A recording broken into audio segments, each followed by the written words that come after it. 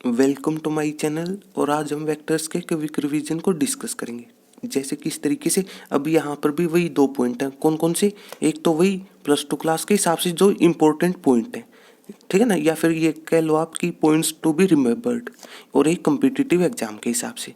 सही है। तो अब देखो किस तरीके से बस जो ये नाम है इसी का फायदा उठा लो आप। इस चीज़ का मतलब वेक्टर का ही दूसरा नाम होता है। देखो ये वर्ड याद रखोगे बेस्ट है, ठीक है ना। मतलब डायरेक्टेड लाइन सेगमेंट, बस ये चीज़ याद रख लेना आप।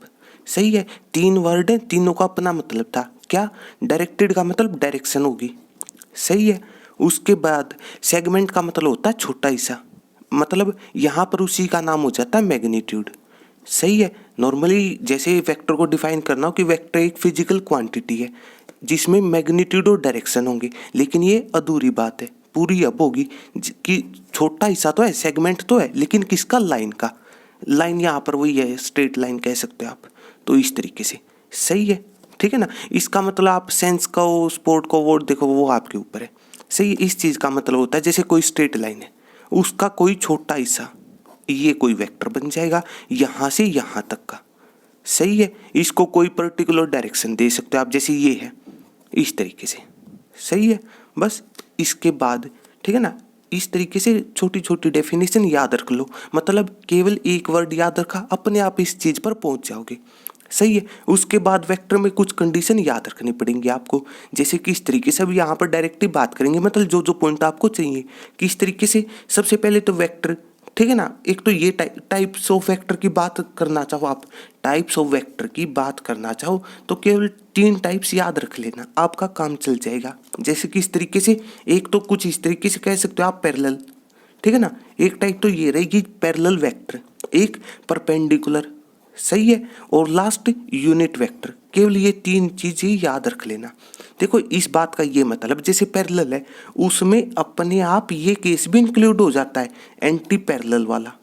इस बात का मतलब पैरेलल के सिंपली आपको बताया था क्या, कि 2 केस होते हैं कि थीटा है एंगल, 2 वेक्टरों के बीच का एंगल, उसका नाम वो 0 डिग्री या फिर 180 डिग्री। पैरेलल का मतलब जैसे ये वेक्टर है तो इसके कोई पैरेलल है, सिंपली पैरेलल कह दो। सही है। अगर डायरेक्शन दोनों की सेम हो जाए, जैसे दोनों की, जैसे राइट हैंड साइड है तो पैरेलल वेक्टर, और अपोजिट हो जाए, दोनों वेक्टरों की डायरेक्शन अपोजिट हो जाए तो 180 डिग्री। और यहाँ पर नॉर्मली ये एंटी पैरेलल वर्ड मिलता नहीं, मतलब एक तरीके से ये पैरेलल में ही इंक्लूड हो जाएगा। ये चीज़ें आपको पता होनी चाहिए। सही है। इस तरीके से, ठीक है ना। एंटी का मतलब है डायरेक्शन एंटी करनी, मतलब अपोजिट करनी है। तो इस तरीके मतलब नाम में डेफिनेशन लिखी हुई है, इस चीज़ का ये मतलब था।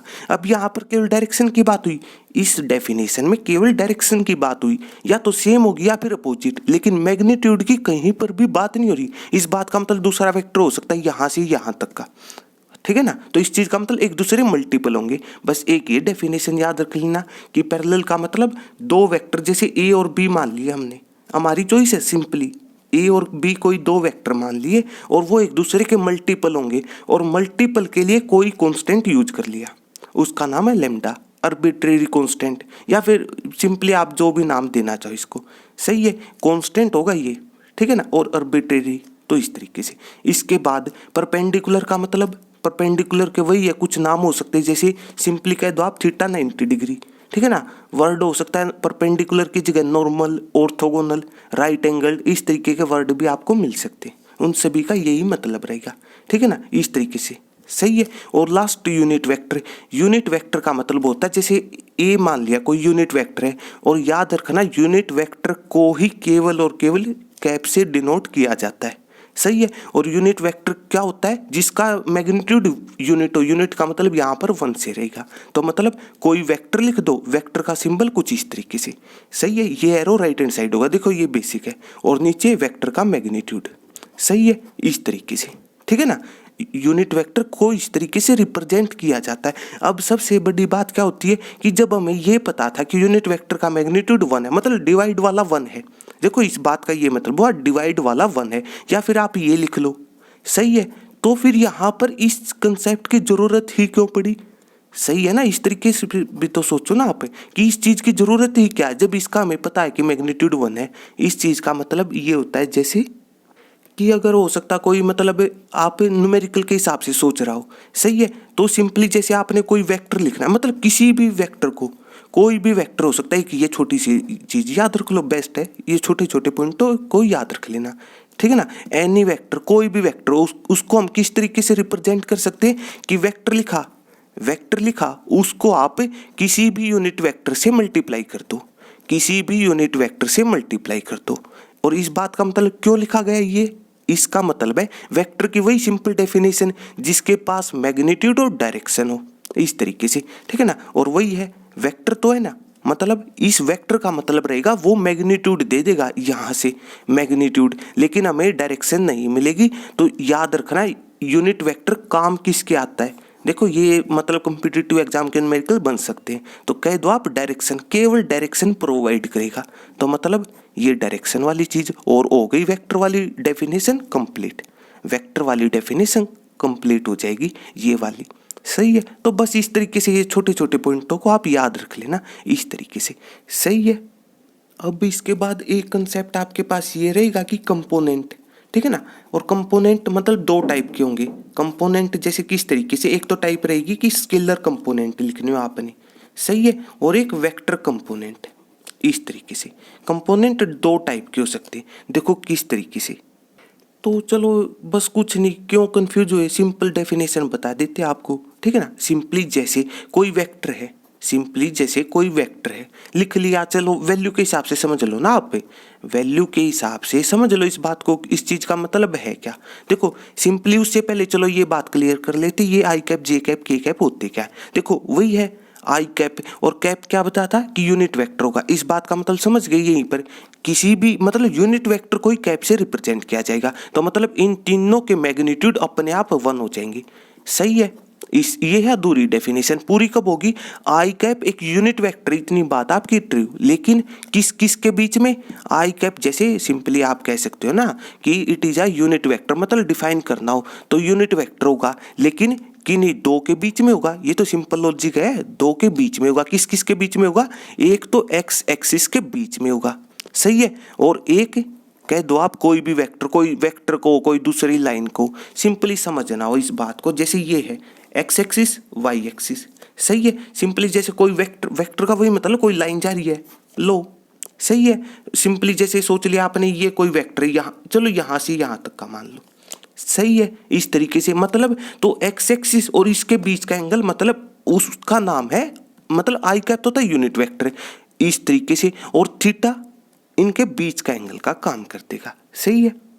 तो सिंपली फिर भी वही है, मतलब यहाँ पर एक्चुअल में तो होता है अल्फा बीटा गामा वाली चीज, तो इस बात का मतलब देखो जो 3D मतलब +2 क्लास में, ये भी आपके लिए फायदे की बात है, जो 3D और वेक्टर है ये दोनों कॉन्सेप्ट सिमिलर रहेंगे, मतलब जो पॉइंट यहाँ पर अप्लाई हो रहे वो सारे के सारे 3D में भी अप्लाई होंगे, और जो 3D के पॉइंट है वो सारे के सारे यहाँ पर भी अप्लाई होंगे। अंतर क्या है, यहाँ पर 2D के देखो वो डिपेंड करता है, वेक्टर में 2D के हिसाब से भी न्यूमेरिकल मिल सकता है आपको, 3D के हिसाब से भी न्यूमेरिकल मिल सकता है, इस चीज में कभी भी कंफ्यूज मत होना, सही है।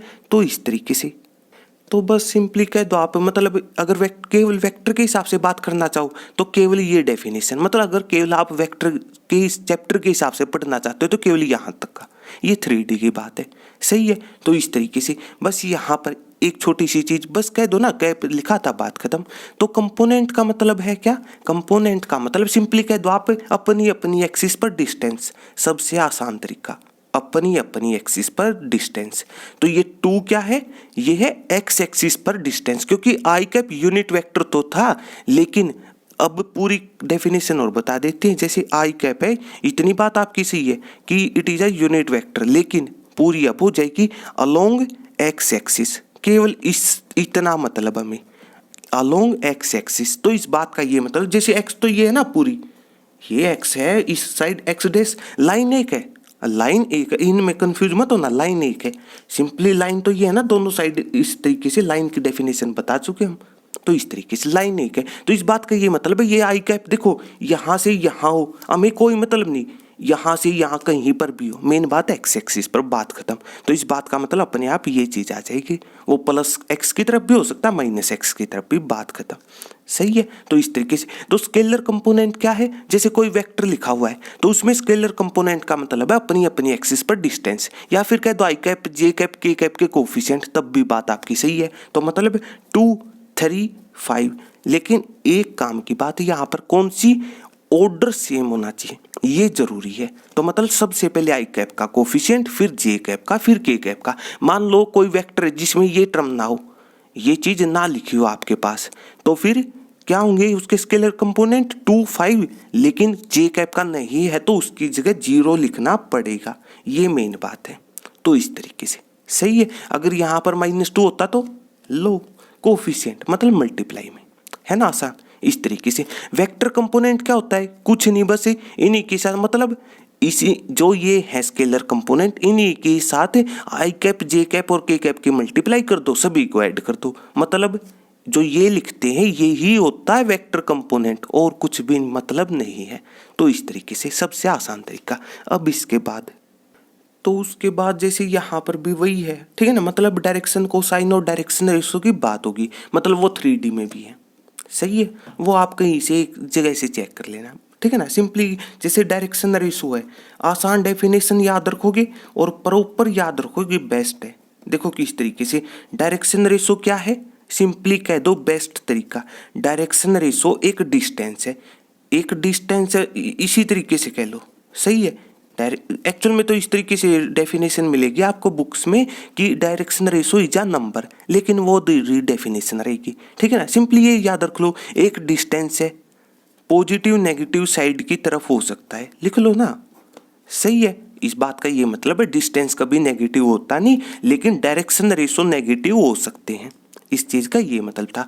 तो डायरेक्शन रेशो एक डिस्टेंस है, ठीक है, अपनी अपनी एक्सिस पर, बात खत्म हुई, अपनी अपनी एक्सिस पर। और इस चीज़ का मतलब फिर से वही है, ऑर्डर वही रहेगा, मतलब सबसे पहले एक्स एक्सिस पर, फिर वाई पर, फिर जेड पर, क्योंकि 3D मतलब 3D एक्सिस की बात करना चाहो तो ये होती है, इस वजह से अपनी अपनी एक्सिस पर। सही है। तो बस ये छोटी छोटी डेफिनेशन याद रख लेना आप, सारी चीज़ें क्लियर हो जाएंगी। इसी तरीके से एक चीज़ होती है डायरेक्शन कोसाइन, डायरेक्शन कोसाइन। तो देखो किस तरीके से, सिंपली कह दो आप, यहाँ पर आती है अल्फा बीटा गामा वाली चीज़, तो मतलब डायरेक्शन कोसाइन। देखो डायरेक्शन रेशो को तो ABC से रिप्रेजेंट किया जाएगा। सही, ये पॉजिटिव नेगेटिव वाली बात हो चुकी है आपके साथ। सही है, इस तरीके से, ठीक है। इसके बाद डायरेक्शन, देखो चलो एक और काम की बात, डायरेक्शन रेशो एक डिस्टेंस है, ये छोटे छोटे वर्डों का फायदा उठा लिया करो, तभी सोच लिया होगा। देखो जो स्पेशल होंगे तभी सोच लेंगे, डिस्टेंस बता था कि डिस्टेंस तो 2 पॉइंटों में निकलेगा, देखो हो गई ना पूरी डेफिनेशन, तभी समझ जाया करो डिस्टेंस होता है 2 पॉइंटों बीच में। अब थोड़ा सोच के बताओ, अगर कोई ये वेक्टर है तो यहाँ पर डायरेक्शन रेशो मिल सकते हैं आपको, बिल्कुल सच है ये। इसके डायरेक्शन रेशो लिख के बताओ, इस वेक्टर के कह दो आप डायरेक्ट ही कि क्या -2 0 और 5 ही डायरेक्शन रेशो है, ना हो तो बताओ। अब कहोगे कि डायरेक्शन रेशो तो एक मतलब पॉइंट 2 पॉइंट कहाँ पर है, बिल्कुल है, देखो ना हो तो बताओ। अब ये नजरिया रहेगा, जैसे -2 0 5 लिखा हुआ था पहले से, सही है, लिखा हुआ था, लो सही है। या फिर वही अपनी अपनी एक्सिस पर वो कोफिशिएंटों वाली चीज भी कह सकते हैं यहाँ पर भी, ठीक है ना। बस क्या करो, -0 कर दो सभी जगह, लो ना हो तो बताओ, सही है ना। लो मतलब 2 पॉइंट है ना, दूसरा पॉइंट हो जाएगा ओरिजिन। तो इस चीज का ये मतलब हुआ, जब एक लिखा हो ना तब भी हमें पता होता है कि मतलब 2 पॉइंट तो होंगे। सिंपली ये बात तो याद रख लो, वेक्टर का मतलब बताया था लाइन सेगमेंट, और सेगमेंट मतलब लाइन का छोटा हिस्सा तब बनता है जब 2 पॉइंट होंगे। याद रखनी ये छोटी छोटी बातें, तो मतलब लिखे तो यहाँ पर भी हुई है, तो सिंपली समझने का आसान तरीका ये बनता है, ठीक है ना। हाँ यहाँ पर आप कंफ्यूज मत होना कि बाद में 0 क्यों सब्ट्रैक्ट किया पहले क्यों नहीं, एक ही बात है, ठीक है ना। डिस्टेंस मतलब वो पॉजिटिव और नेगेटिव साइड की बात हो जाएगी, और इसी वजह से यहाँ पर एक डेफिनेशन अप्लाई हो जाती, क्या कि डायरेक्शन रेशो के अंदर हम एक मतलब सेम फैक्टर से मल्टीप्लाई डिवाइड कर सकते हैं। जैसे क्या लिखे हुए थे शुरू में, -2 0 और 5, -2 0 और 5, इसको चलो माइनस साइन से मल्टीप्लाई कर दो, 2 कर दिया। 0 में तो लिखने का कोई फायदा नहीं, क्योंकि 0 अलग से इंटीजर है, छोटी छोटी बातें। तो ये भी डायरेक्शन रेशो इसी के हैं, ये भी डायरेक्शन रेशो इसी वेक्टर के हैं, बात खत्म। सही है, मतलब डायरेक्शन रेशो हम सेम फैक्टर से मल्टीप्लाई डिवाइड कर सकते हैं। हर चीज का प्रूफ पता होना चाहिए क्यों, यहाँ से उठा लिया करो इस सिंपल छोटी छोटी डेफिनेशन। सही है। इसके बाद एक चीज आती है डायरेक्शन कोसाइन। कुछ नहीं करना आपने, क्या करना है, देखो कोस यूज होगा ट्रिग्नोमेट्री का, को जैसे 6 रेशो होते हैं कोस यूज होगा। ये भी स्पेशल पॉइंट था, कोस और सीकेंट 2 ही यूज हो सकते हैं, एक्चुअल में 2 यूज हो सकते हैं, लेकिन चलो नाम की वजह से हम नॉर्मली कोस यूज करते हैं। इस चीज का प्रूफ जब डायरेक्शन कोसाइन डिस्कस हुआ था वो आप प्लेलिस्ट के अंदर चेक कर लेना, वेक्टर वाली, वहां से पता चल जाएगा। सही है। तो बस कुछ नहीं, cos alpha cos beta cos gamma लो। इसी की रिप्रेजेंटेशन कई बार LMN हो सकती है, जैसे इसकी ABC थी, बात खत्म। और ये इसी तरीके से अल्फा बीटा गामा की डेफिनेशन आप इंक्लूड कर सकते हो। अल्फा क्या हो जाएगा, बताया था भी, ठीक है ना। अल्फा तो एक एंगल है, अल्फा तो एक एंगल रहेगा, ठीक है ना। तो इस तरीके से, तो मतलब अल्फा है एंगल किस किस के बीच में, वही एक्स एक्सिस और किसी भी वेक्टर के बीच में। वेक्टर को आप यहाँ पर लाइन को एक ही मतलब रहेगा। सही है।